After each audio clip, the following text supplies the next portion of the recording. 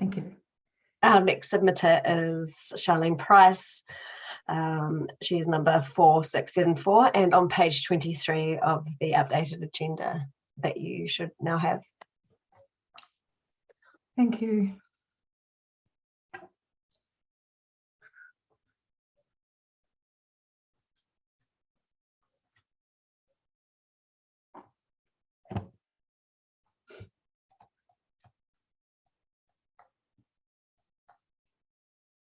Good morning, Ms. Price. Thank you very much for your submission. We have read it. It wasn't a large read, but we have read it. So we're looking forward to your verbal submission, for which you have 10 minutes, and in that time, allowing time for questions, if any. So the floor is all yours for the next 10 minutes. Thank you. I don't think that I'm going to be using the whole 10 minutes. First off, I would like to say that I believe I read the policy or the submissions, and I may have ticked the wrong little tick. I for one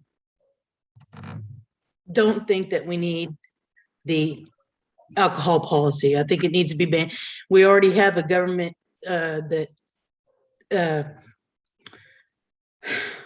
controls the distribution, or not distribution, but the amount of alcohol places that are in play. And so I think that it's just another added layer that doesn't need to be there. I think it's I think especially in TK is growing so fast that we need choices, and that's about it. Really, I was unprepared for this. No, look, that's perfectly fine. It's always good to get people's opinions. Pardon me. Are there any questions or points of clarification by the committee to Ms. Price? Councillor Maguire and then Councillor Gibb.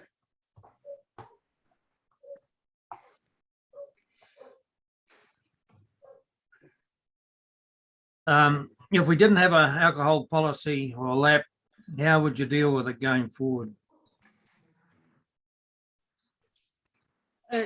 I think that it's there is the government already has like an alcohol board or somebody who controls all that, right?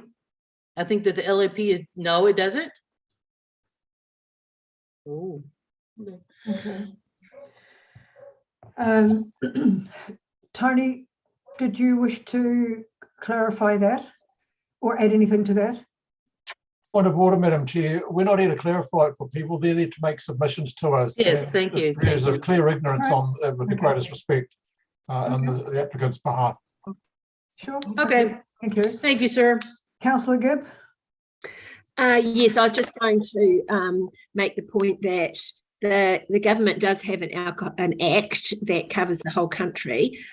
This is about local. This is about our councils and our people knowing our communities.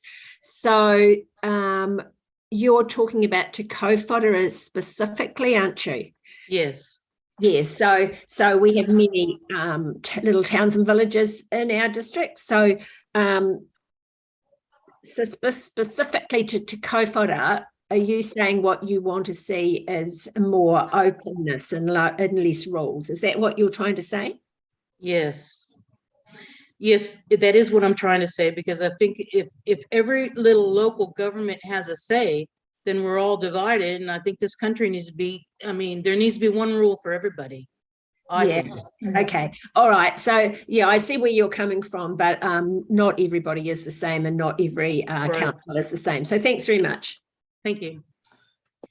Any other questions or points for Ms. Price? Thank you. No, it would appear not. So thank you very much, Ms. Price, Yep, thank you. for taking the time to join us today. It was really helpful. Thank you. Thank you.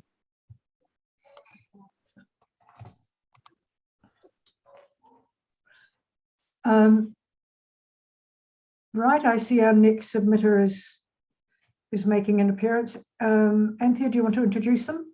Yeah, sure. So next up, we have Dr. Nikki Jackson and Nathan Cowie from Alcohol Health Watch. That is submission number 4714 and page 24 of your original agenda, which is going to be confusing. Just trying to figure out, it'll be page, oh, it is also page 24 of the agenda that was sent yesterday. Thank you, and welcome to you both. I'm assuming you're tag teaming where necessary. Yeah, that so you've will be right. Thank you very much, Jan. So I'll you've got start 10 off. minutes. We have read your very comprehensive submission, and we always read these from you with some interest. Thank you. And please allow time for questions within that in that 10 minutes as well. They have been read, I have to say. Thank you. Sure. Okay, so I'll just read some basic prepared remarks, kind of summarising some of what's in our submission. So firstly, I'd like to thank all of you at the Waikato District Council today for for having us to speak today. And I want to acknowledge your persistence in pursuing local alcohol policies. This is going to be your second local alcohol policy. Some of us live in communities where we don't have the protection of a local alcohol policy, and it does take some time to get it over the line. So well done on you guys for having your second LAP coming up. Now this is a strong local alcohol policy, there's no doubt about it, and we do commend the commitment of Waikato District Council for reducing alcohol harm. So the purpose of a LAP is basically to minimise alcohol-related harm and to also prevent alcohol-related harm where we're able to. Now, there is an onus on council and local government, not just central government, to protect Māori. So Māori are significantly more likely to drink hazardously than non-Māori and experience high levels of acute and chronic harms. Alcohol-related mortality in Māori was double that of non-Māori in 2007. So these are really strong, stark inequities that need to be dealt with. We know that young Māori males have higher risk of hazardous drinking from living close to licensed premises.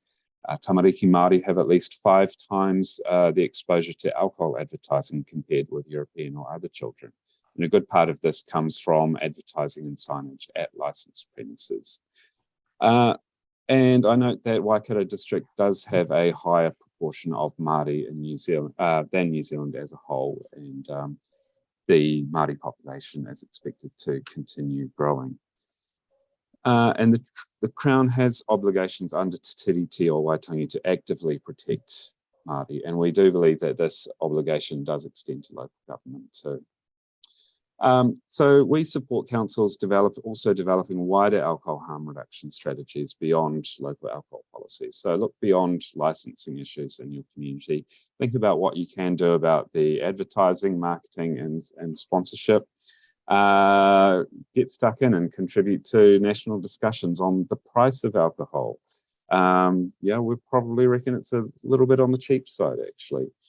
And at a broader level, some of the things in the harder basket, what can be done to address poverty, racism, and colonisations? These are all things that, have broad impacts and on harm and alcohol harm and all sorts of other harms as well. So onto the contents of a LAP. So trading hours is probably your number one best buy for a local alcohol policy, as long as it doesn't keep you tied up in courts for years and years. So we commend your policy for proposing closing hours that are earlier than the default maximum hour, and especially the on-license closing hour of 1 a.m. That's going to provide significant protection. And the off-license closing hour is also important too. 10 is better than 11 for sure. Now we do also support such controls on the number and location of outlets, and we recommend councils give strong consideration to controls to prevent future proliferation. So there's a number of approaches. Some are more complicated than others, and you will know the district best, so you'll have a good idea about what's needed where to achieve the result that you want. Often a simple approach is called for, but this district is a particular mix of town and country, and with the added factor of two larger cities at either end, and no doubt a lot of population growth and also transit as well. So sensitive sites, we do commend council for offering protection from new licenses of any type opening near sensitive sites. We do recommend the protection be given within 100 metres of sensitive sites, but we don't support the proposed exemptions regarding demonstrations of no significant impact beforehand. We believe a blanket protection is more appropriate for those sensitive sites that deserve protection. Just getting onto on-licence and on-licence hours. The later an on-licence premises trades into the evening or morning, as it often is, the higher levels of alcohol harm are experienced by communities over time. It does get worse after midnight, and each hour thereafter does tend to see more alcohol-related harm. We do support 1 a.m. It is probably one of the one of the earlier closing hours for on licenses around the country. So comparable with Wairoa, Waimakariri, who have, both districts have seen good reports of reduced disorder and violence. We don't support the on-licence opening hour of 7 a.m. That is actually outside the national maximum trading hours, which are 8 a.m. to 4 a.m. So that one should probably just non-controversially be edited to read 8 a.m.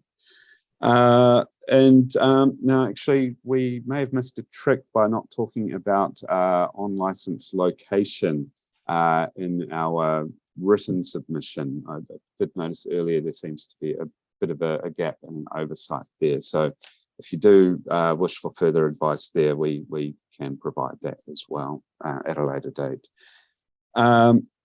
With on-licence hours, we like 1 a.m. We don't like 7 a.m. We prefer 8 a.m. Off-licence hours, we do support proposed off-licence trading hours being more restrictive than the national maximum. We recommend hours of 10 a.m. to 9 p.m. To every territorial authority across New Zealand. New Zealand research shows alcohol purchased after 10 p.m. was twice as likely to be made by heavier drinkers. These are the guys, and I've seen them when I worked in wine shops and bottle shops. They come in the afternoon, they get their box of beers, and then they come back later at night, bit of a stagger on, and they buy something stronger. And then what happens after that? Ask the police, picking up the pieces maybe. A closing hour of 9 p.m. should in all likelihood offer further protection than 10 p.m.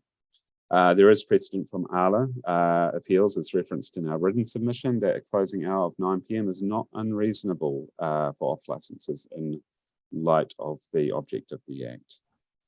And in regards to the opening hour of 7 a.m., we believe an opening hour of 10 a.m. will provide extra protection for community in terms of heavily dependent drinkers and children and young people passing bottle stores on the way to school, being exposed to advertising as they are on average 5 times a day. We do support efforts to protect areas from proliferation of off licenses. However, we don't support the presumption against approach. We would recommend that the policy reinstate a cap on new bottle stores in Huntly, Ngārua Wahia, Braglan, and also introduce a new cap for Tuakau and Te Kaupata. In areas of socioeconomic deprivation higher than 7 to 10, we recommend no further licenses be issued if it exceeds the number of off licenses at the start of the policy. And there's some international precedents for proximity controls with bottle stores in Calgary and Edmonton in Canada. New outlets are not permitted within 300 metres or 500 metres of existing licenses respectively. And I think I'll just say one more thing about special licenses. we think it's really important to adopt special license provisions like they have in Wairoa, which protect children. So taking the Wairoa approach, their policy says licenses will not be granted for child-focused events. A child-focused event is an event that is centered around minors. This includes but is not limited to galas, children's sports games, school kawahaka events, etc. And we do support you to monitor and evaluate the LAP as it goes. And we recommend developing a plan to see that and taking a cautious approach to interpreting the data. Now I'll pass on to Dr. Nikki Jackson if she has anything further to add. Otherwise, we could perhaps take some questions if we still have time. Indeed, you have 7 seconds left, but please just feel free if you've got anything short that we haven't covered. Dr. Jackson, no. Because I think there will be some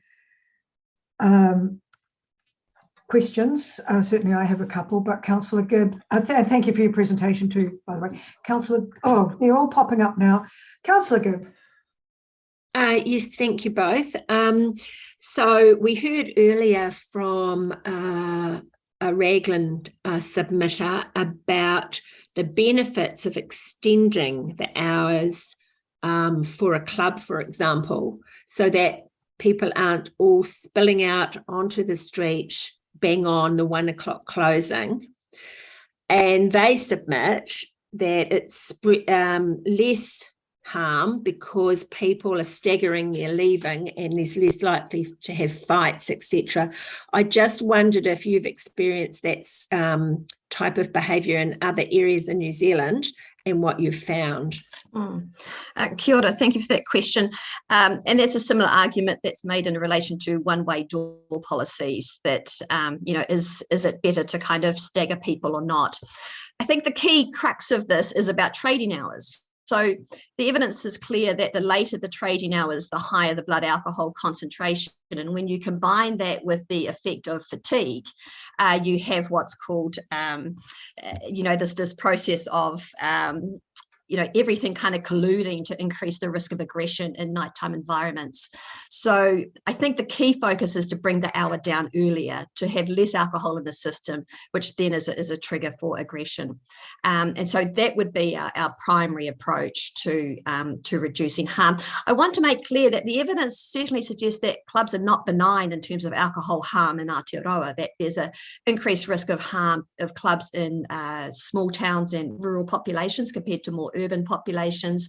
We know that there are less restrictions in place for clubs compared to on licenses around duty managers and other conditions. So, they are different establishments. There's more presence of minors being, there, witnessing intoxication, being exposed to alcohol-related harms.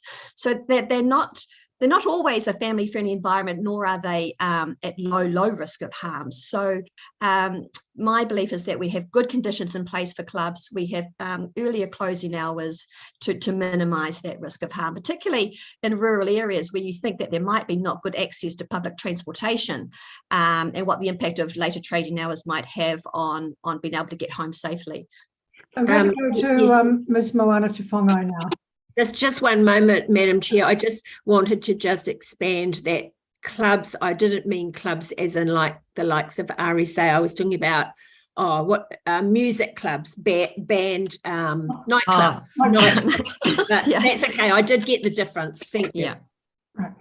Okay. Sorry, your question's been answered? Yes, thank you. Thank you. Ms. Moana Tufongai.